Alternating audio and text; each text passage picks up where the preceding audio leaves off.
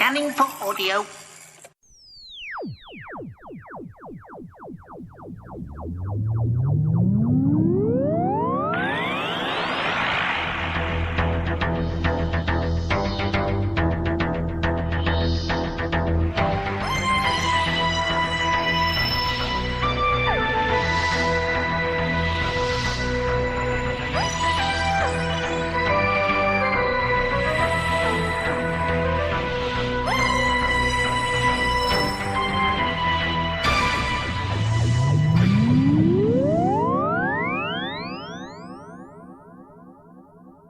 Welcome once again to another Tin Dog podcast, number 150.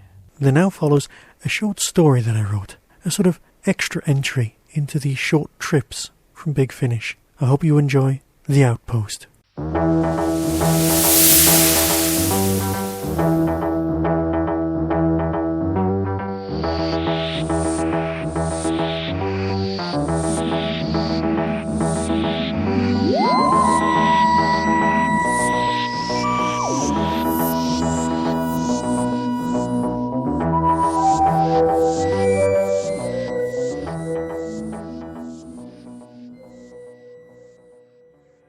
It took some time for me to realise that the thing that really gets on the nerves of organics is their inability to travel faster than light. Oh, they built engines and machines that could fold space-time and travel at speeds that anyone on the Clapham omnibus would call faster than light. But the people themselves simply weren't up to the job. Not that they didn't try. Cryo chambers, suspension tanks, and a host of biological tricks were tried before someone in a white coat finally put up their hands and stoically announced that the human body could never go faster than the speed of light. This is where I come in. Totally non-organic, top of the line in synthetics. The people of Earth would call me a robot if they needed a word to describe me. A truly artificial life form.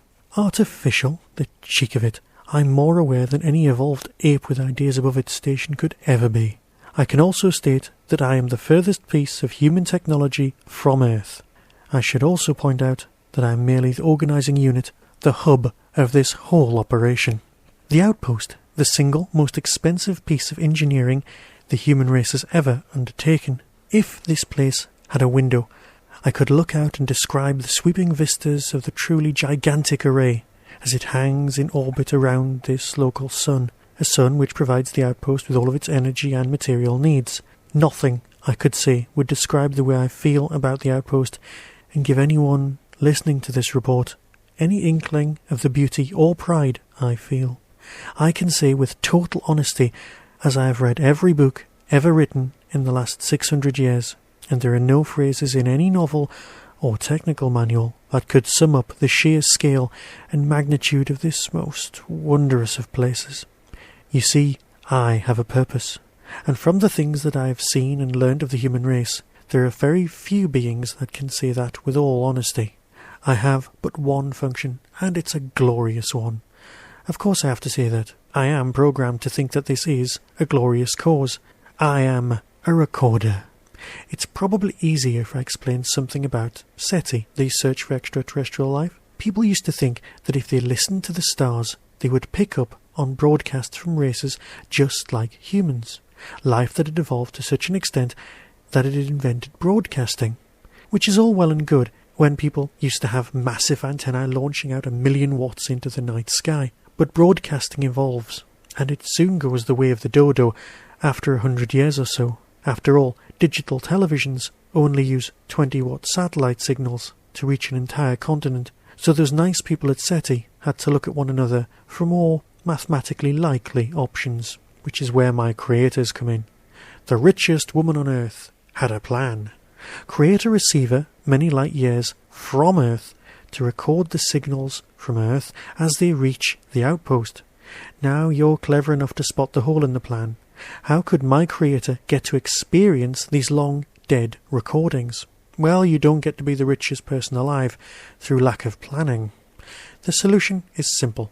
She is currently in hypersleep, quietly napping the centuries away, awaiting her full collection. She will be awoken as soon as every episode is recorded and transported back, beamed directly to her at the speed of light to her small receiver on Earth. So until her signal arrives back on Earth, is boosted, cleaned up, totally out of copyright, all the broadcast stories that Earth has ever shown will come here. And tonight is the night that we've been working towards. The moment that is the crowning glory of the Outpost. All systems switched over to recording, backups online, Q recording, labelled Marco Polo, the roof of the world. Here ends the report.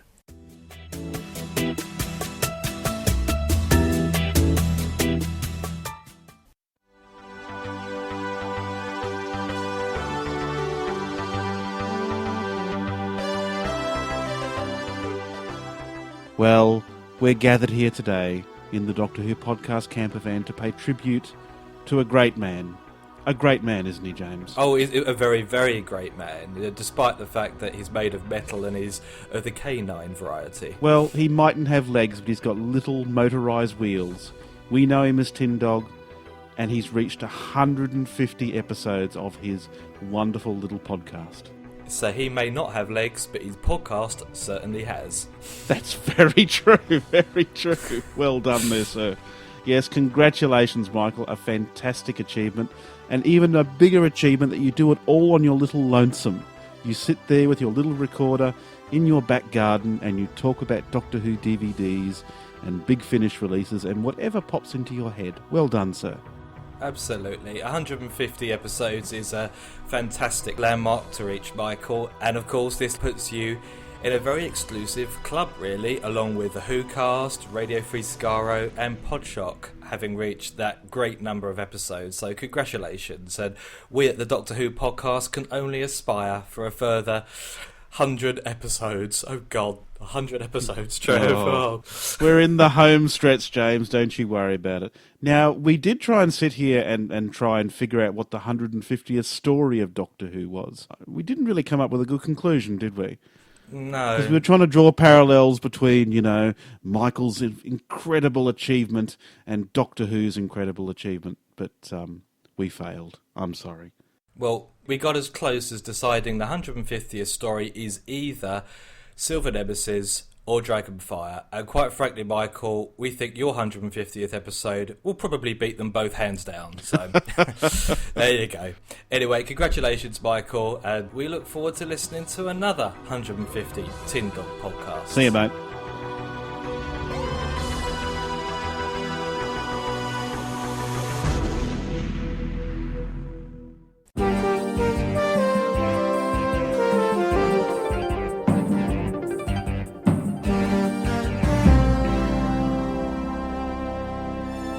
Hello, Michael, and all the listeners of the Tin Dog Podcast. This is Dr. Phil here at Adventures in Time, Space, and Music, wishing you a very happy 150th episode. As a listener from the very beginning, it's always great to hear all of your thoughtful commentary, wonderful wit, and extreme joy of the subject we all love, Doctor Who. May you have 150 more, and maybe even, if we're lucky, 150,000 more. All the best, and looking forward to many episodes in the future.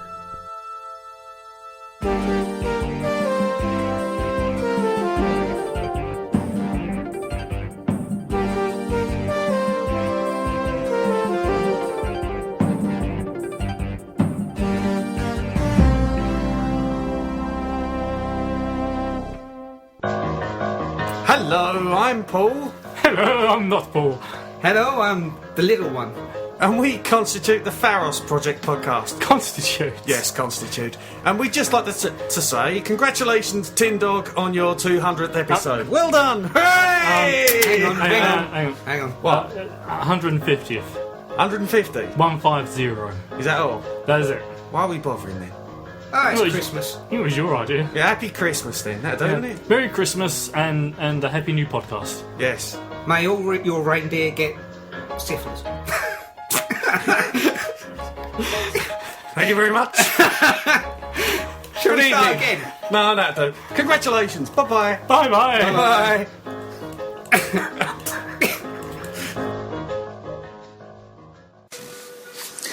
Hi Michael, this is Meds from Waffle On Podcast, and this is just a congratulatory MP3. Well, actually, it's done on my iPhone, so it's an MP4A, which whatever ridiculousness that is, on your 150th show. Absolutely love Tin Dog Podcast. I just wish that they were a bit longer, but of course I know for doing a podcast takes up a lot of time, and especially doing one weekly, it's never easy.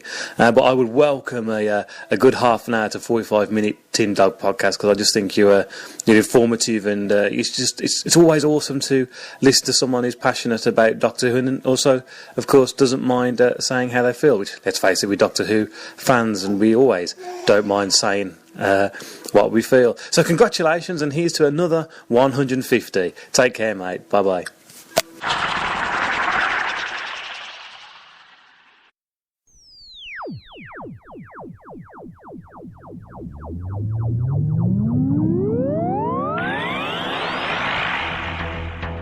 You have been listening to the Tin Dog Podcast. Doctor Who and its associated shows are all trademark of the BBC. No infringement is intended. Contact us at tin-dog@hotmail.co.uk.